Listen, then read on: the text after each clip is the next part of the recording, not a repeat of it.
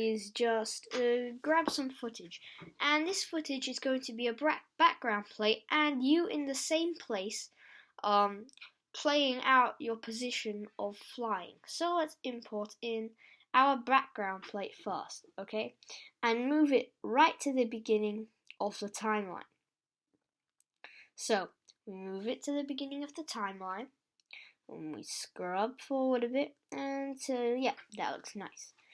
Next, we're going to find a clip of me acting out the footage, and I will just import that over the one of me with the background plate. So I'll just scrub it to the right place. Now in this instance, I didn't scrub it exactly to the right place, so I have to zoom in and just move it so it kind of fits nicely. Okay, so I'll just zoom out again, and what I'm going to do now is I'm going to, as you can see, I'm acting out my flying, but I don't actually fly up. And I want to find a point where I want to move out of frame in a still. So it could either be that point, or down, or there. I'm not sure. So now I'm going to zoom in, and I'll just scrub forward a frame or so, and I think I'm happy with this. So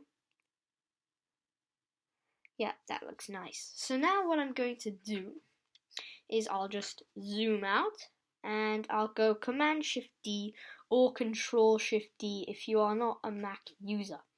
Okay? So what this does is it basically cuts the footage in half, or wherever you want to cut it. And now I'll just right click it, and I'm going to go to time, and I'll go to freeze frame. Okay, so now what I've done is basically all my footage is of me in that position, which is great.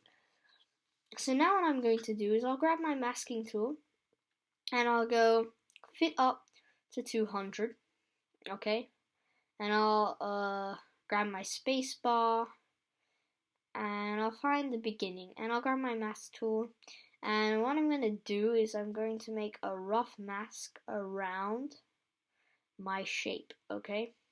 So as you can see, it does not need to be perfect.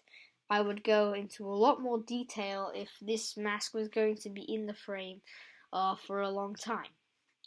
And when you're in a mask and you're zoomed in, the only problem is how do you go up? What you need to do